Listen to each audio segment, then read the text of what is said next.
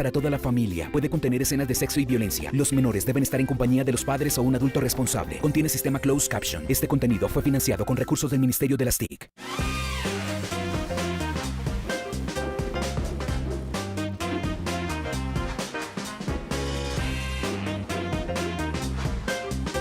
Hemos una alabado por los desaparecidos que un día se ausentaron.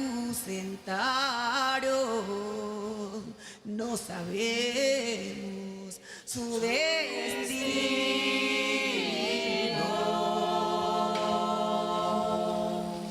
Canten, cantemos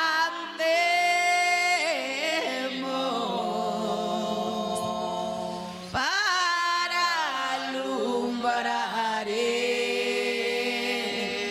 camino,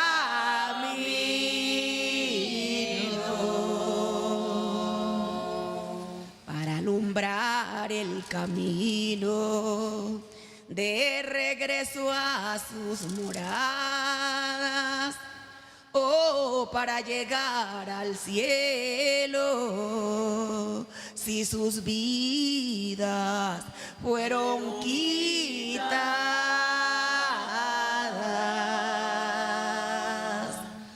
Canten, cantemos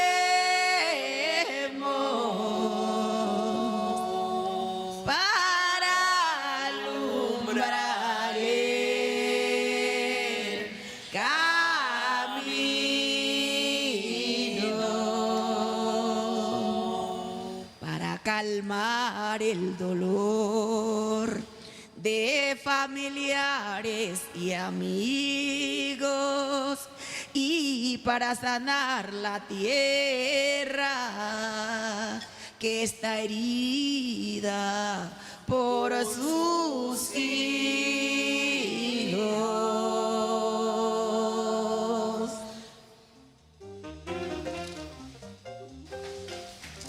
Cantemos por la vida para alumbrar el camino. Este es el llamado que realizan las integrantes de la organización Integración Pacífica. Buenas noches. Esta semana siguen las celebraciones alrededor de los derechos humanos.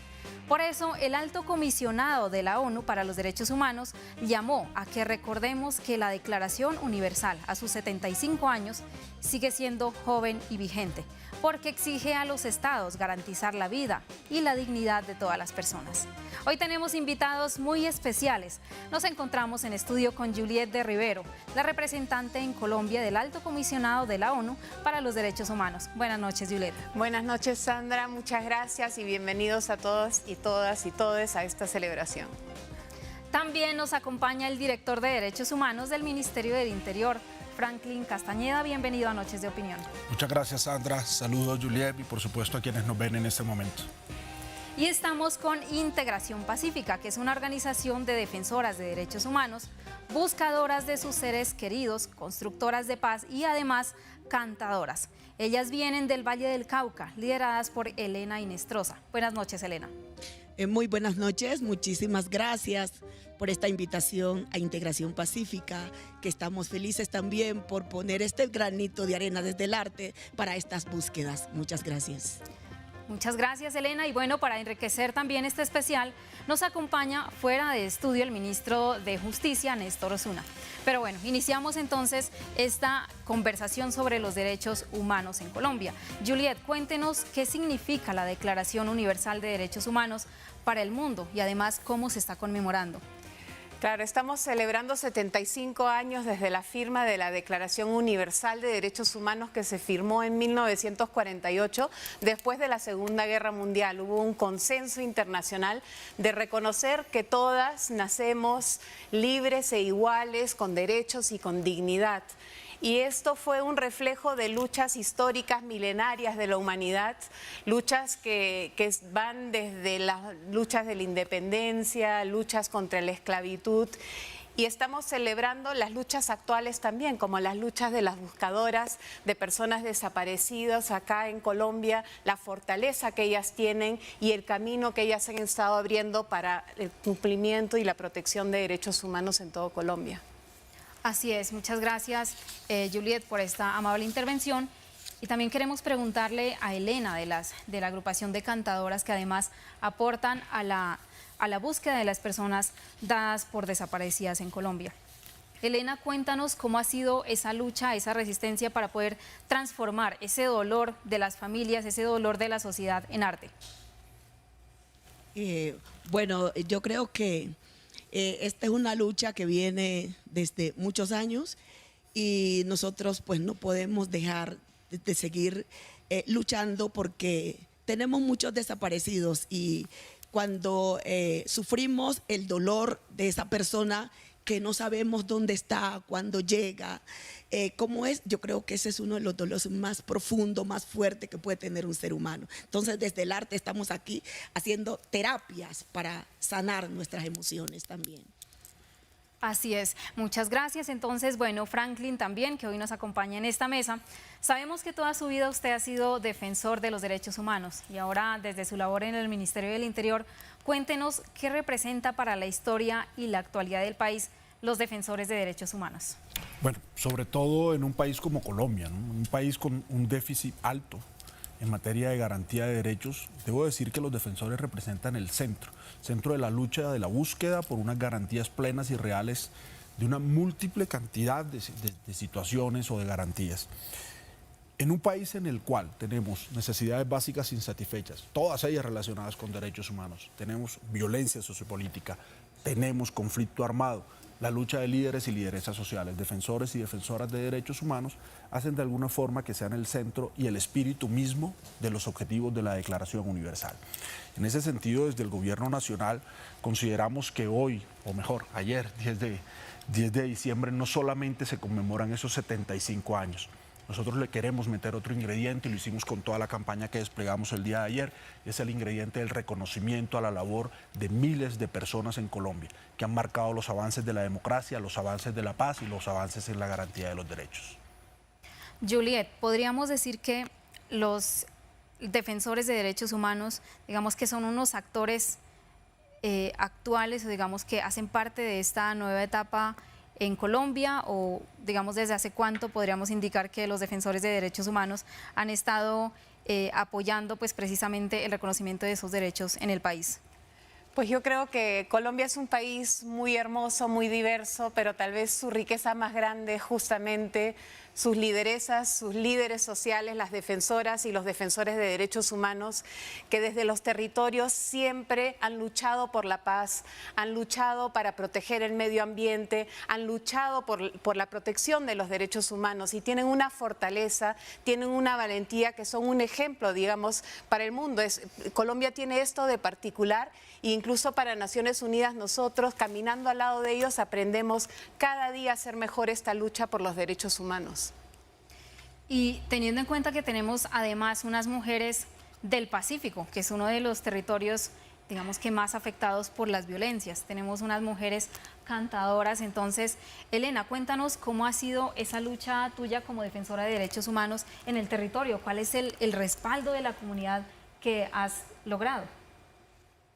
Bueno, siempre hemos venido luchando por nuestros derechos. La lucha ha sido ardua y yo creo que no va a parar por los derechos nuestros como poblaciones. Yo soy del litoral pacífico colombiano, una comunidad muy excluida, muy olvidada estatalmente. Y aquí estamos en esta lucha diciendo que tenemos derecho de gozar, ¿sí? De gozar de nuestros derechos y hay que buscarlo porque siempre nos han sido negados. Y Franklin, también un poco retroalimentando esta conversación, ¿qué opinión te merece algunas postulaciones de diferentes personas, incluso organizaciones o sectores políticos que asocian a los defensores de derechos humanos con movimientos de izquierdas, incluso les han llamado guerreristas, politizados, en fin, digamos que se han usado una serie de términos un poco para estigmatizar esa lucha que se dan los defensores? ¿Qué opinión te merece esa situación? Sí, lastimosamente llevamos décadas en Colombia una estigmatización en contra de los luchadores sociales, de los liderazgos sociales, de los defensores y defensoras de derechos humanos.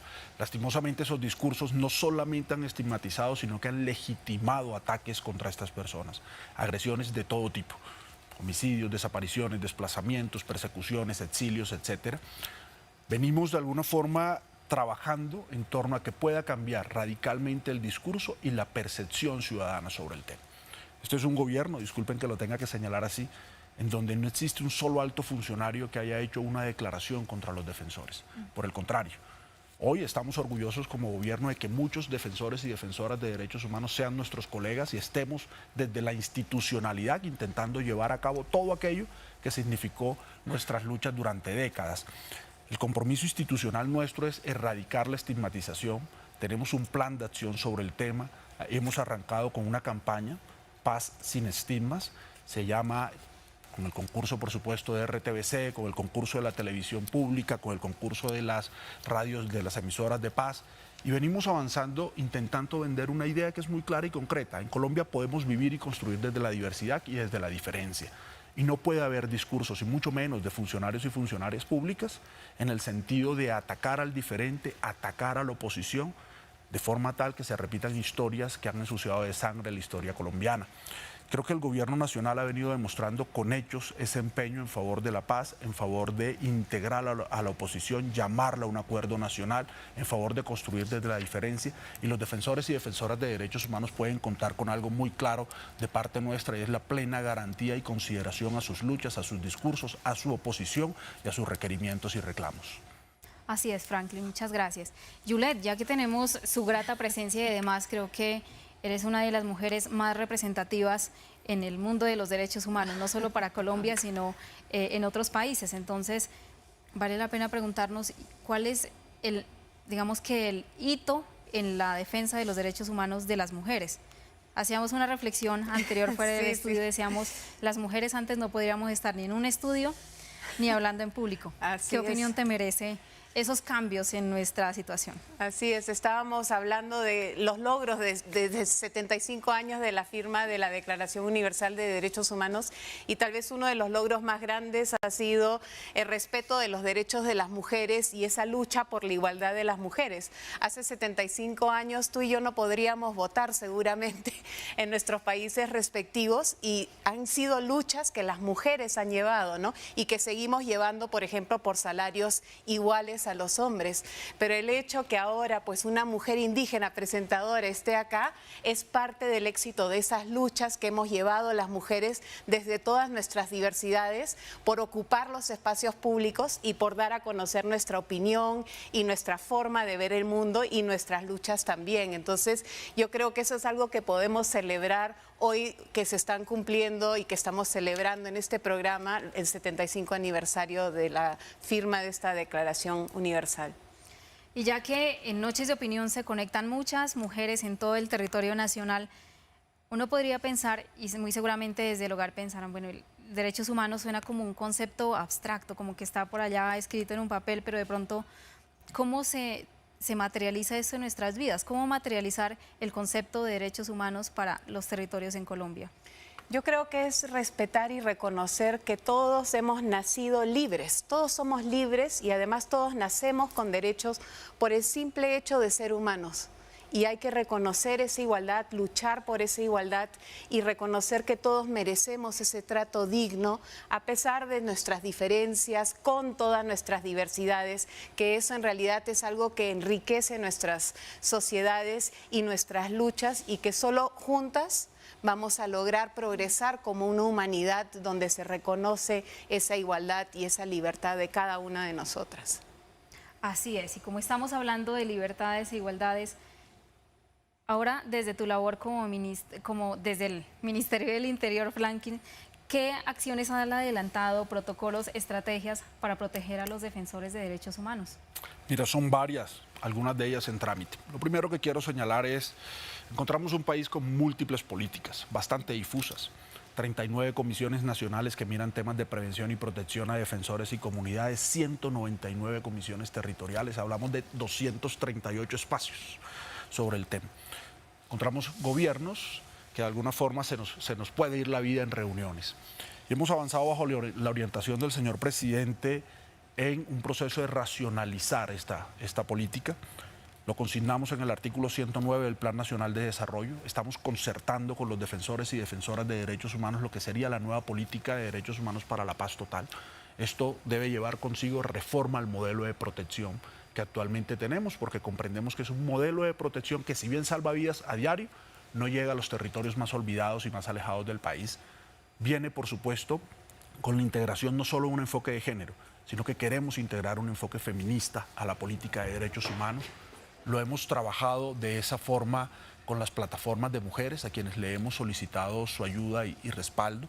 Y viene también acompañado de una serie de programas que nos permitan avanzar en la protección colectiva. Son varias las iniciativas que este gobierno viene impulsando, principalmente priorizando el cumplimiento del Acuerdo de Paz de La Habana, porque consideramos que la principal garantía es esa. El capítulo 2.2 y 3.4, para aquellos que los conozcan, brindan un derrotero importante en materia de garantías y en materia de programas para desmantelar grupos armados y que podamos atacar de fondo la raíz de los problemas. Franklin, muchas gracias. Entonces, en este momento nos vamos a una pausa y ya volvemos con ustedes. No se muevan. El Consejo Nacional Profesional de Economía, CONALPE, es la entidad encargada de la promoción, la inspección y la vigilancia a los profesionales de la economía.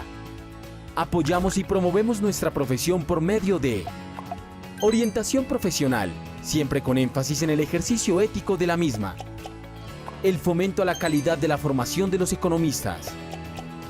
Divulgación de la investigación científica para contribuir al desarrollo económico y social del país. Y el registro profesional con la expedición de la matrícula profesional. CONALPE está al servicio de los colombianos con un tribunal de ética que garantiza el cumplimiento del deber en el ejercicio ético y legal de la profesión. Si conoce de faltas de algún economista, por favor denúncielo. Nuestra cultura profesional está basada en el buen ejercicio de la economía.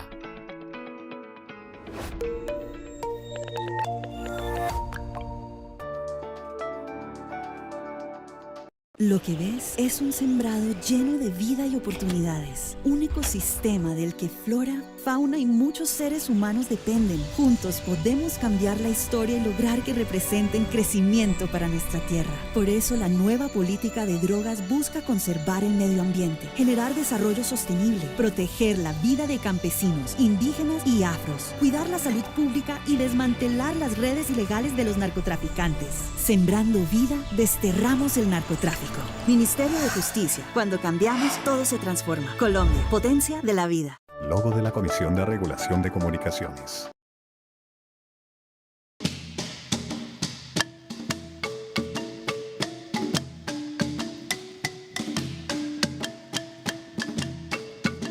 Colombia, encende la luz, que acá estamos en tiniebla. Colombia, encende la luz, que acá estamos en tiniebla. Un hijo que no regresa, una madre que no duerme, un sistema que acaba los sueños de mucha gente. Colombia, encende la luz, que acá estamos en tiniebla.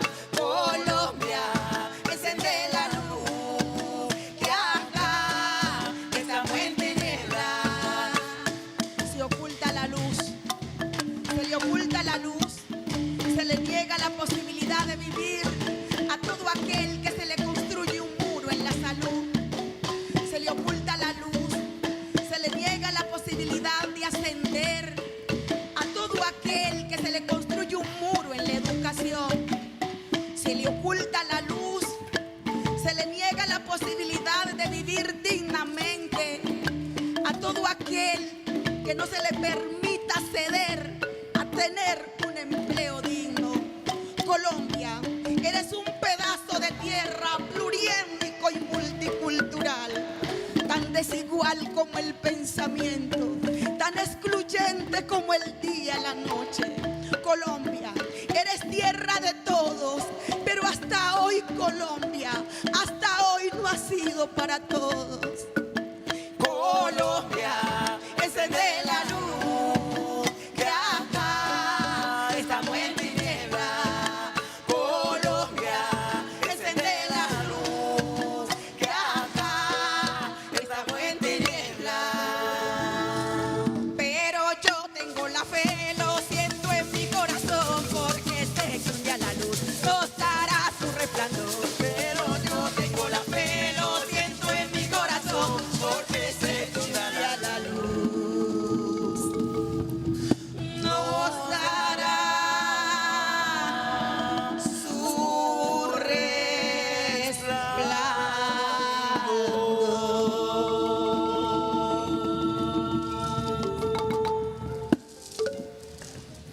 Acabamos de escuchar el alabado Enciende la Luz del Grupo Cultural Integración Pacífica y seguimos nosotros aquí conversando con los defensores de derechos humanos. Juliet, la hemos escuchado en varias oportunidades hablar del potencial de la gente de Colombia y en particular de los defensores y defensoras de derechos humanos. ¿Por qué considera usted que este movimiento es único en el mundo? Pues he viajado por todo Colombia, he tenido ese privilegio, muchos departamentos, desde Nariño, Arauca, el Putumayo, de donde es usted, la costa pacífica, el Chocó en particular, un lugar que me impresiona mucho. Y en cada lugar en el que he estado, cada vereda, cada pequeño lugar, siempre hay personas, lideresas, defensoras de derechos humanos que han estado luchando históricamente por la paz en el territorio, que se enfrentan a situaciones muy difíciles.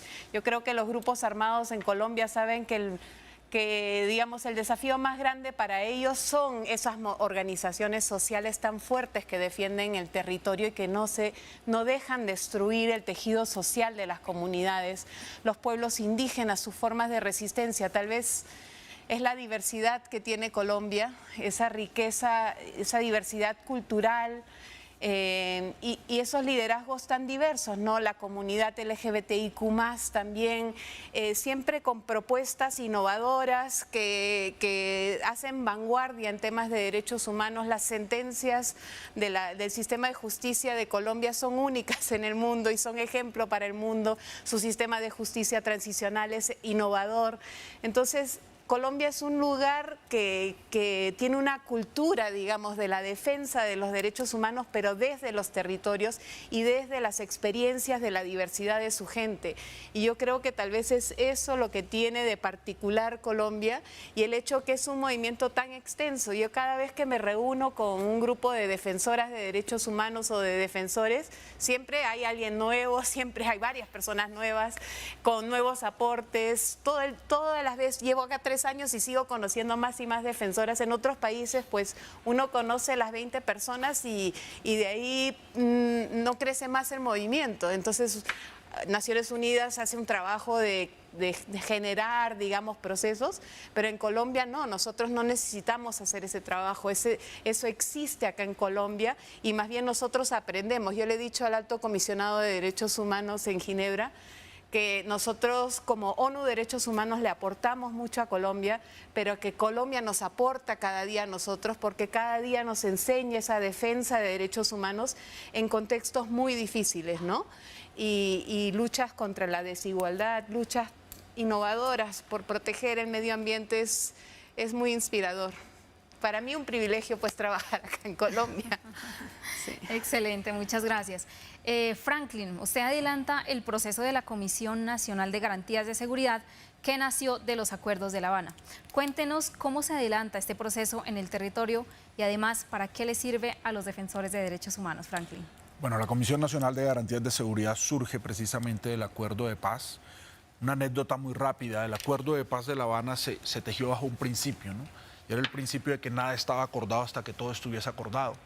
Pero hubo una excepción a ese principio.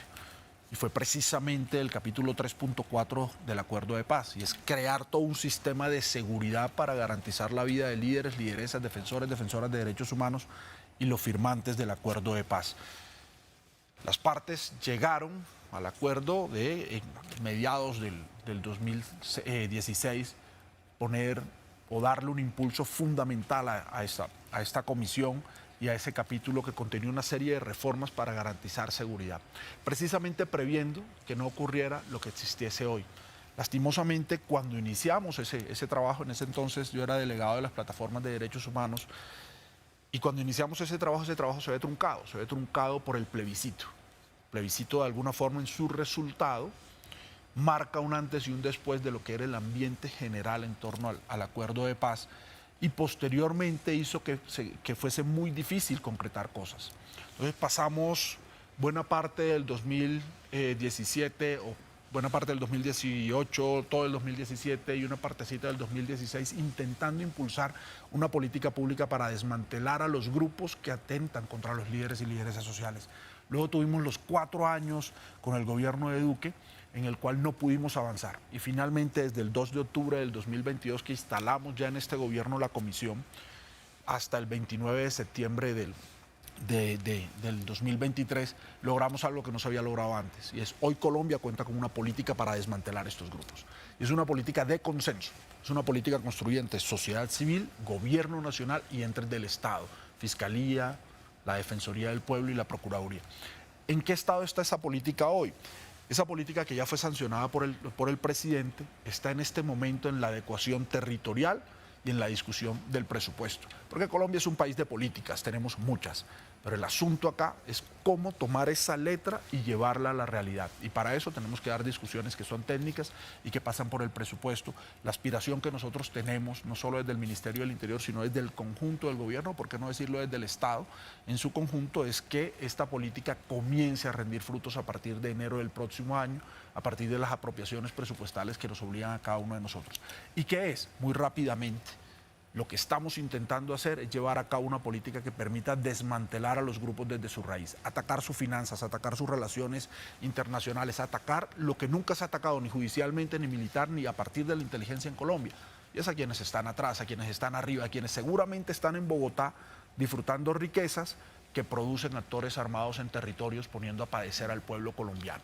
Nos basamos en la idea de vamos por quienes están detrás del negocio de la guerra, vamos por quienes están detrás de la economía ilícita y por otro lado vamos a tenderle la mano a la sociedad civil, vamos a transformar los territorios para prevenir riesgos, a la par que se dialoga con los actores armados para intentar evitar derramamientos de sangre innecesarios, para intentar evitar más guerra, pero sí ser muy efectivo en contra de aquellos que llevan décadas beneficiándose y haciéndose más ricos a partir de negocios criminales y de la guerra misma.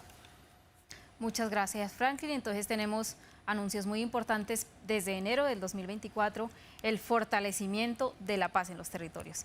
Y seguimos entonces en esta conversación. Elena, cuéntenos usted qué relación considera que tiene la música, además tan bonita que hace, con los derechos humanos y la construcción de paz. ¿Cómo se relaciona, cómo se triangula, digamos, esos procesos en el territorio? Bueno, nosotras somos Integración Pacífica, hablamos de paz, porque creemos que la música y sentimos que la música para nosotros es una terapia emocional. Nosotras cuando cantamos y tocamos sentimos sanar. Y yo creo que empezamos a crear un proceso de paz en nosotros mismos cuando empezamos a sanar, cuando nos sentimos sanar, cuando estamos en capacidad de abrazar el otro, cuando estamos en capacidad de decirle a usted, hablarle de paz, pero que yo ya me siento en paz. ¿Sí? Y el arte nos ha dado esto. Además, el arte nos junta. Es que lo más grande es que el arte nos vuelve una sola. Las mujeres, la música del Pacífico siempre la cantamos en colectivo, las mujeres. Y siempre hacemos los cantos alusivos a la situación que vivimos, ¿verdad? Y la situación que vivimos en el Pacífico es violenta hace muchos años y de mucho olvido estatal. Y siempre nos hemos dado luz y nos hemos dado calor desde esto, desde el arte, desde la música. Y creo que esto es paz para nosotras. Entonces, por eso la música aquí siempre, y la juntanza, el colectivo, la empatía, el dolor tuyo sea el dolor mío, el dolor de esa madre que perdió a su hijo sea mi dolor. Y eso es lo que sentimos y eso es lo que estamos haciendo y no lo vamos a dejar de hacer porque lo necesitamos. Gracias. Bueno, este es el mensaje de la agrupación Integración Pacífica que dice: la música para sanar y para resistir desde los territorios. En este momento también, bueno, un poco retroalimentando este ejercicio, el ministro Osuna, digamos, se refiere a la Declaración Universal de Derechos Humanos, específicamente sobre la igualdad y la diversidad. Además, señala precisamente en la declaración que todos los seres humanos nacemos libres e iguales. Por eso tenemos aquí al ministro para que nos cuente cuál es la valoración sobre el acceso a la justicia de la población LGBTIQ+ en el país. Hay aspectos positivos y desafíos aún por cumplir. En cuanto a los aspectos positivos, precisamente gracias al acceso a la justicia es que la jurisprudencia colombiana es la jurisprudencia la que ha creado derechos de las personas y de las parejas y de las familias LGBTIQ+, como el derecho a contraer matrimonio, los derechos de seguridad social, los derechos herenciales, los derechos de adopción. Todo eso se ha logrado en Colombia gracias a la jurisprudencia, es decir, acceso a la justicia por parte de voceros, líderes de este sector de la población.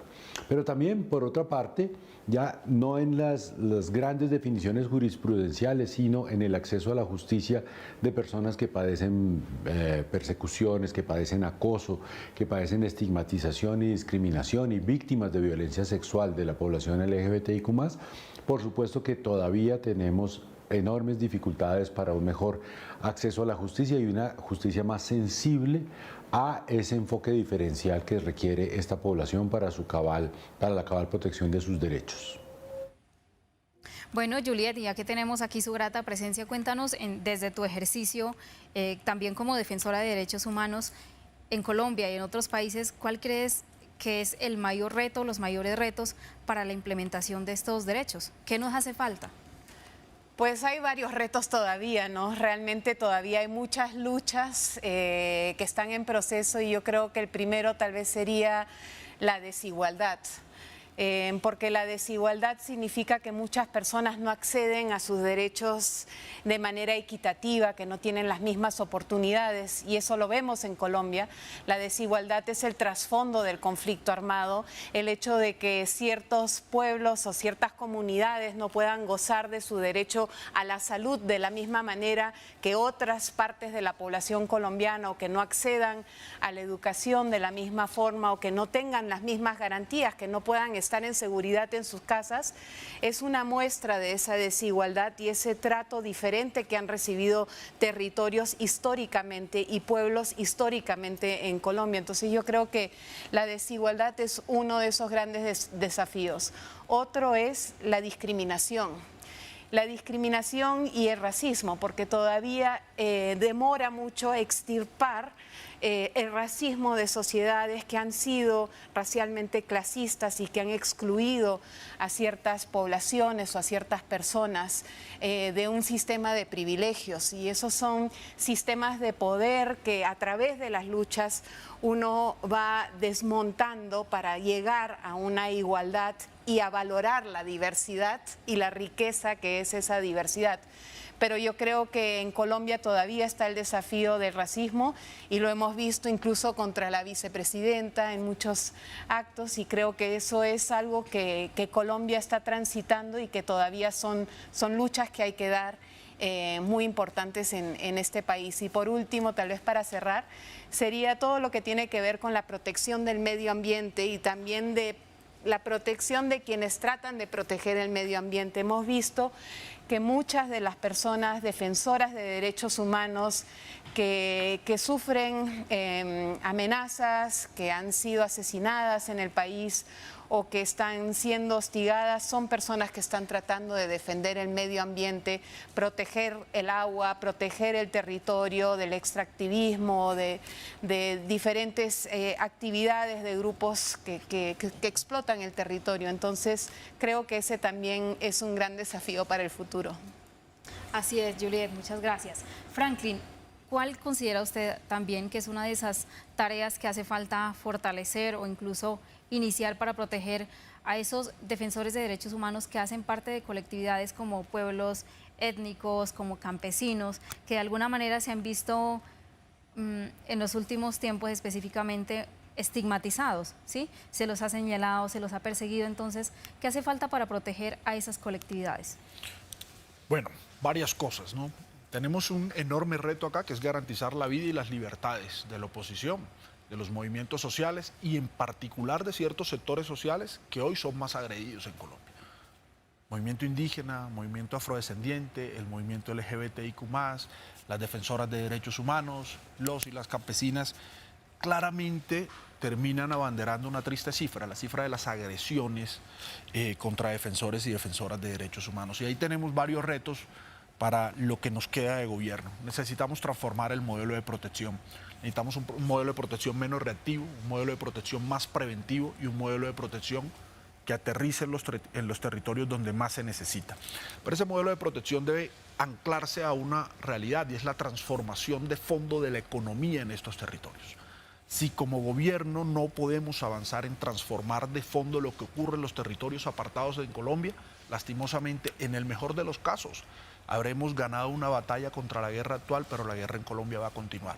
Necesitamos transformar los territorios apartados, aquellos territorios donde se cultiva la coca para la producción de cocaína, aquellos territorios donde se vive de la economía ilegal ligada a la minería. Y para ello creo que este gobierno lleva de alguna forma una ruta que es bastante clara. Necesitamos profundizar la articulación, dejar cabezas muy claras y responsabilidades muy claras y aprovechar una oportunidad que tenemos ahora, nuevos mandatarios, un movimiento social que está listo para trabajar con nosotros e iniciar esa transformación a fondo. Quisiera llamar la atención también sobre un tema que tiene que ver, como lo decía Juliet, con el racismo y la aporofobia. Este es un país y una sociedad que odia al pobre, que odia a lo no blanco, que racializa constantemente y excluye constantemente a buena parte de la ciudadanía. Y yo creo que como gobierno estamos dando un ejemplo, que Juliet lo estamos intentando mostrar a nivel internacional. Uno se siente muy orgulloso. Acabamos de llegar hace poco del examen periódico universal. Naciones Unidas da cátedra constantemente sobre la integración, pero qué pena que deba decir esto, está compuesta normalmente por hombres blancos. Cuando usted va al Consejo de Derechos Humanos, cuando usted va a estas grandes instancias, estos grandes foros de las decisiones políticas, pocos países pueden demostrar la diversidad de composición de su sociedad y su gobierno como lo hace Colombia, donde vamos con hombres, mujeres, personas gays, lesbianas, afros, indígenas, etcétera, y no lo estamos haciendo solamente por demostrar allí o hacer una especie de performance, no. Es porque desde el gobierno, cuando miramos cómo estamos integrados, uno puede terminar señalando este es un gobierno que está integrado por las distintas facetas y sectores del pueblo colombiano. Y creo que eso en últimas puede ser un gran legado que le quede a la sociedad colombiana, que ojalá sepa defender a futuro. Y es la necesidad de que los gobiernos integren al conjunto de su población. Y esa es una forma real de vencer el racismo. Esa es una forma real de vencer la aporofobia. El hecho de que tengamos igualdad de condiciones, de que por haber nacido en un barrio pobre de mi triste Barranquilla o de mi alegre y feliz Barranquilla, yo tenga la misma posibilidad que cualquier otro que haya nacido en el norte de Bogotá de ser parte de un gobierno nacional ocupando un alto cargo. Creo que esa, de alguna forma, es una manera tangible de vencer el racismo y en ello pensamos profundizar. Y finalmente creo que hay unos mensajes muy claros en materia de inclusión y en materia de políticas de protección específica. La protección para la mujer claramente tiene que ser un modelo específico y concreto. Lo estamos coordinando ya con las plataformas de mujeres. Ojalá podamos tener en el primer trimestre del otro año un plan de acción del Programa Integral para Mujeres Lideresas, la protección para indígenas y comunidad afrodescendiente. Yo puedo decir aquí una chiva. Nos han encargado precisamente el indicador CE9, ese es un tecnicismo.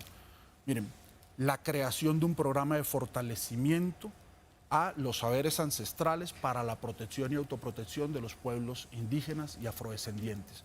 Quedará en cabeza de la Dirección de Derechos Humanos del Ministerio del Interior. Teníamos una deuda larguísima. Es una obligación del Acuerdo de Paz y era el único programa del Acuerdo de Paz que aún no tenía siquiera una responsabilidad, no tenía una ficha técnica ni nada por el estilo. Nos los han encargado recientemente a nosotros, así que en el 2024 haremos toda la gestión necesaria para el fortalecimiento de las guardias indígenas, para el fortalecimiento de las guardias cimarronas y los otros mecanismos de autoprotección por estos pueblos. Bueno, muchas gracias, Franklin.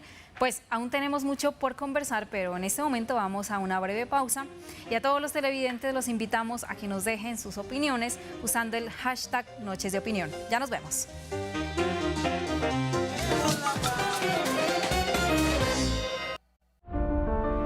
Estos abrazos significan la culminación de décadas de ausencia. La unidad de búsqueda en Colombia ha encontrado también con vida a personas dadas por desaparecidas por sus familias durante el conflicto armado. Nuestra búsqueda no se detiene. Unidad de búsqueda de personas dadas por desaparecidas. La búsqueda repara.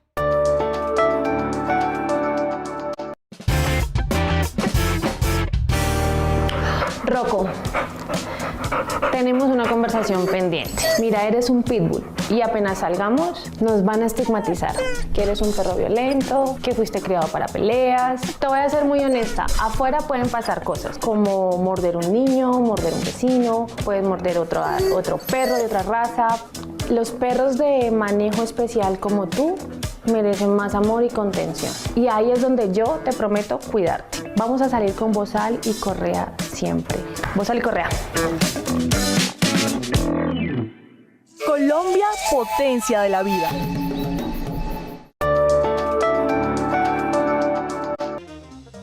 Ya estamos llegando al final de nuestro programa, pero antes vamos a presentar algunas conclusiones de este importante conversatorio.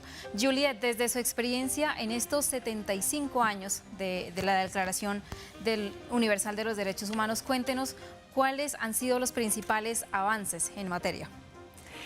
Acá en Colombia los avances que hemos visto en el último año son la adopción de una nueva política de drogas que pone, digamos, en el centro de esa política la protección de los derechos humanos. Es decir, que se trata de ya no penalizar a quienes cultivan la hoja, sino más bien a quienes se están beneficiando de este negocio y de asegurarse que hayan garantías para los derechos humanos en el proceso de lucha contra este fenómeno criminal que tiene muchas afectaciones negativas para las comunidades, que genera mucha violencia, que vulnera muchos derechos. Entonces creo que esto ha sido un avance últimamente acá en Colombia. También la adopción de una nueva política de seguridad que ve la seguridad como un proceso más integral donde el Estado en su conjunto tiene que asumir el deber de proteger la vida, donde, digamos, la preocupación principal es la protección de la vida, no solamente de las personas, pero también del medio ambiente, y se moviliza, digamos, al Estado en su conjunto para la protección. Esos son cambios que hemos visto en el último año, que son importantes y que creo son la base para construir tal vez una situación de respeto de derechos humanos distinta en los territorios, pero que todavía no ha llegado hasta los territorios, y creo que pues hay desafíos. Es más fácil adoptar una política, es menos fácil, digamos, concretarla ya y que tenga efectos en la vida de las personas. Creo que hay un esfuerzo importante de tratar de negociar con grupos armados ahorita en el marco de la paz total, pero esa negociación tiene sentido si favorece a la población civil, que es la más afectada por el conflicto armado y por la violencia. Si favorece a los grupos armados, pues no tiene sentido, y entonces creo que es importante que se pongan los temas de derechos humanos en esas discusiones, sobre todo el tema del reclutamiento infantil, que es una preocupación terrible de las comunidades en las que estamos, y también toda la violencia que sufren las mujeres por la presencia de grupos armados en los territorios. Así es. Franklin, y hablando de progresividad en los derechos humanos, cuéntenos cuáles han sido esos avances, digamos, que más relevantes en el reconocimiento de los derechos humanos de los pueblos étnicos en Colombia. Bueno, podríamos iniciar también hablando de lo que ha sido el último año y primer año de nuestro periodo de gobierno. Creo que hay varias cosas importantes a señalar. La primera de ellas es el respeto a la consulta previa. Tenemos un gobierno que consultó y respetó la consulta o el resultado de la consulta en los temas de nuestra hoja de ruta, es decir, la construcción del Plan Nacional de Desarrollo. Tenemos hoy una gran ley de la República, un gran plan de acción de gobierno consultado con los pueblos étnicos, que fortalece los mecanismos de consulta que van a ser tremendamente necesarios para todos los cambios y transformaciones que queremos realizar. Dos, un gobierno que en poco tiempo puso en marcha una serie de instancias que no venían funcionando. Para empezar, la Instancia Nacional de Pueblos Étnicos, surgida del Acuerdo de Paz, pero así como esas, muchas otras que constantemente vienen ya rindiendo sus frutos en materia de contribuciones a la elaboración de política pública, pero también al control social sobre los programas del Estado colombiano. Tres, este es un gobierno que viene dialogando, y buena parte de nuestro diálogo se va con comunidades indígenas y con comunidades afrodescendientes, en contextos de protesta social, en contextos de la búsqueda de desarrollo territorial. Venimos dialogando, por ejemplo, para el desarrollo de una reforma agraria que tenga un enfoque étnico muy claro. Les pongo un ejemplo. Miren, en el norte del Cauca, 11, 12 municipios que reúnen el norte del Cauca, se presentan una porción de territorio, digámoslo, bastante pequeña, pueblos indígenas, pueblos afrodescendientes, pueblos campesinos, intereses de los ingenios azucareros, de las empresas del cartón y de los trabajadores de estas empresas. Ese conflicto que se ha generado, ese conflicto social que se ha generado en la zona, incluso nos ha traído muertos y escenarios de violencia muy fuerte.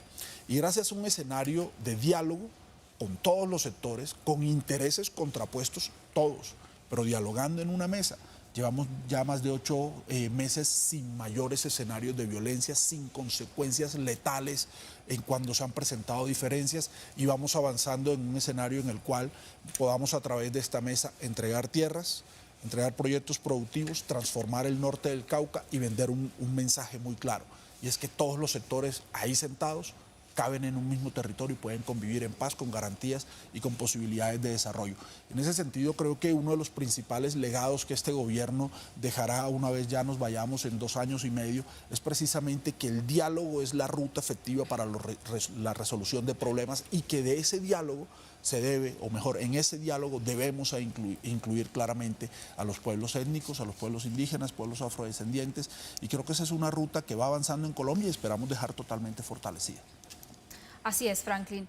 Ahora, ministro Néstor Osuna, cuéntenos cuáles son las oportunidades y desafíos para la implementación del protocolo latinoamericano para la investigación de las violaciones en contra de la población LGBTI y la importancia que tiene para Colombia.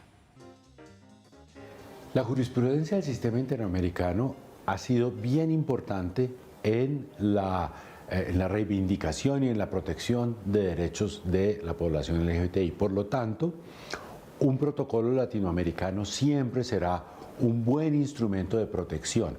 Los protocolos internacionales, como en general las normas internacionales, sean de software, de hardware, tienen la ventaja de que no están impregnadas de los temores nacionales, sino que en una visión mucho más amplia de las problemáticas que van a resolver, pues le reportan muchísimo más utilidad a aquellos que van a ser sus beneficiarios, en esta ocasión, población tradicionalmente estigmatizada, marginada. Pero fíjense, por ejemplo, un ejemplo. Con el caso de Marta Álvarez, en Colombia se modificaron los reglamentos del Instituto Nacional Penitenciario y Carcelario y los reglamentos de las cárceles del país, precisamente para permitir y garantizar una adecuada visita conyugal para personas privadas de la libertad de la población LGBTIQ+, y también la de llamémoslo, un botón de alerta en los establecimientos carcelarios para cuando esta garantía de visita esté siendo vulnerada.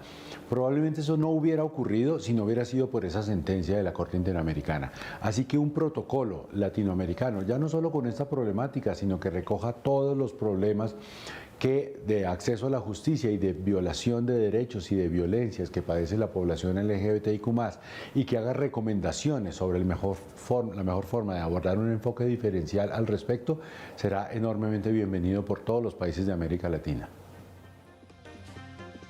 Bueno, momento de conversar con nuestras dignas representantes del Pacífico colombiano.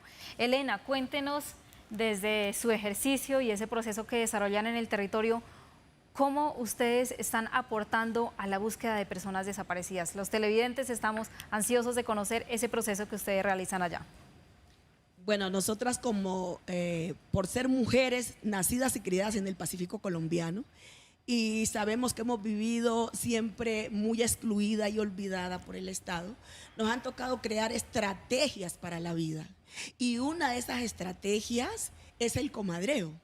El comadreo es una conversa entre mujeres, comadreo por la vida, la paz y las memorias, ¿sí? Conversamos allí de una forma muy confidencial, que es donde nos reunimos las mujeres a conversar, y si algo hemos escuchado de ese desaparecido de la vecina, allí en ese comadreo, confidencialmente, vecina, yo he escuchado esto.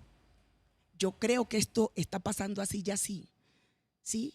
Y también hay algo muy importante ahí, que es el acompañamiento. No dejar sola a esa mujer que perdió su hijo, no dejar sola a esa familia, estar allí, ¿sí? El abrazo. Cuando estamos conversando, comadreando, ¿sí? Contando lo que estamos viviendo y lo que hemos escuchado, y vemos a alguna persona de dudosa confianza, rompemos en un canto, Empezamos a cantar y entonces dice esa persona, no, ellas ahí apenas están cantando, pero en ese comadreo se están haciendo cosas poderosas. Comadreo por la vida, la paz y las memorias de Colombia. Esa es una estrategia que estamos llevando ahora. Ya hemos estado en muchos territorios del Pacífico llevando ese comadreo con algunas mujeres organizadas, defensoras de derechos humanos, y creo que este es una herramienta que nos va a dar un buen resultado. Hemos visto cosas muy importantes y seguimos allí con el comadreo, los rituales nuestros, que son nuestras tradiciones. ¿Sí? Esa espiritualidad también nos sirve mucho para ayudar en esas búsquedas, para ayudar a sanar también el corazón de esa madre que todos los días se acuesta esperando ese hijo. Y ahí estamos abrazándonos desde el comadreo. Muchas gracias, Elena. Bueno, acabamos de escuchar entonces la voz de representación de la mujer colombiana, la mujer fuerte, berraca, que pese a las circunstancias pues genera una serie de procesos para sanar, para armonizar con el territorio. Juliet, estábamos hablando hace un momento sobre los avances que podamos identificar en materia de derechos humanos, pero ya que usted ha caminado tantos territorios en Colombia y sobre todo los más azotados por el conflicto armado, ¿considera usted que efectivamente se están reflejando esos avances en las condiciones de vida de esta población? Pues los avances en territorio son totalmente insuficientes aún, desafortunadamente. Hay nuevos cambios de política que son importantes, pero la población todavía no siente cómo esos cambios de política les benefician. Y yo creo que hay un desafío y es articular, o sea, hacer llegar la respuesta del Estado hasta los territorios, que la gente se sienta acompañada, que las mujeres buscadoras no se sientan abandonadas, que son solo ellas las que están buscando, pero que el Estado las acompañe y las ayude en esa búsqueda. Y no solo eso, crea un entorno protector donde la gente ya no va a desaparecer. Entonces, yo creo que todavía hay un desafío para Colombia, que no ha sabido llegar como Estado a estos lugares que han sido muchas veces discriminados, olvidados en la historia colombiana, y empezar a llegar, tejer nuevas relaciones entre el Estado colombiano y su ciudadanía, trabajar para fortalecer a los gobiernos propios de los pueblos indígenas y afrodescendientes, pero también empoderar a la sociedad civil y a las organizaciones de base que están luchando por proteger el territorio y por proteger los derechos humanos. Esos desafíos todavía existen. Escuchar más a las mujeres, darle mayor espacio a las mujeres, incluyendo en los diálogos de paz. Todos esos elementos pueden aportar a que la paz llegue a los territorios donde más se necesitan. Ahí es donde realmente tenemos que ver cambios, que las mamás no tengan miedo de que sus hijos sean reclutados por grupos armados o que sean desaparecidos por grupos armados, que sus niñas sean violentadas por grupos armados. Ese es el desafío aún en Colombia. Bueno, muchas gracias, Franklin. Y de manera muy puntual, hay un tema que es de especial interés para las juventudes en Colombia, y es la protección al derecho a la movilización y la protesta. ¿Qué se ha avanzado en Colombia frente a este derecho en particular? Bueno, antes quisiera aportar un poco a lo que planteaba Juliet. A ver, nosotros somos plenamente conscientes en el gobierno nacional de que aquí nos hace falta bastante, ¿no? Y de que esa transformación debe llegar a los territorios. Estábamos en un proceso de edificación de políticas y ya con una parte de programas andando. Quisiera señalar algunos aspectos que son positivos, ¿no? Creo que en materia de cifras de violencia hay algunos temas que me gustaría resaltar. Por ejemplo, en temas de accidentes ligados a minas antipersonas, la reducción entre el 2022 y el 2023 es del 40%. En los temas de accidentes ligados a munición sin explotar es del 100%, en los temas de actos de terrorismo es del 52%, las amenazas disminuyeron un 33%, desaparición forzada 26%, y desplazamiento forzado en cuanto a número de eventos 58%, y en cuanto al total de la población un 32%, en un año electoral que todos sabemos que en las elecciones territoriales en Colombia tenemos ciertos picos de violencia. Y esto sin duda alguna nos muestra desde mi lectura de que algunos elementos de la política de la paz total están allí haciendo de alguna forma o dejándonos un efecto positivo. Ahora bien, cuando tenemos un contexto tan masivo de violencia, estas reducciones son insuficientes y en eso coincidimos plenamente con Naciones Unidas. Logramos revertir años de crecimiento en materia de homicidios a líderes sociales, pero vamos en 156.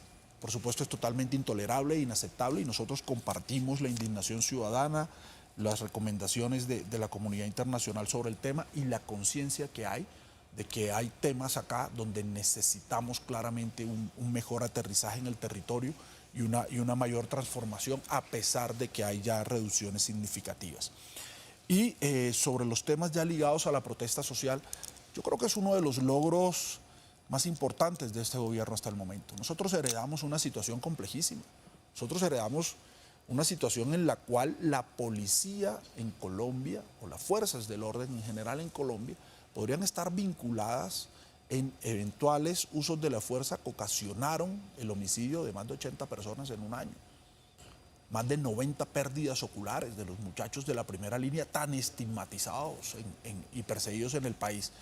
Yo quiero decir que en los operativos del gobierno nacional, porque en esto hay que recordar que los alcaldes tienen funciones de policía y ejercen mando sobre la policía.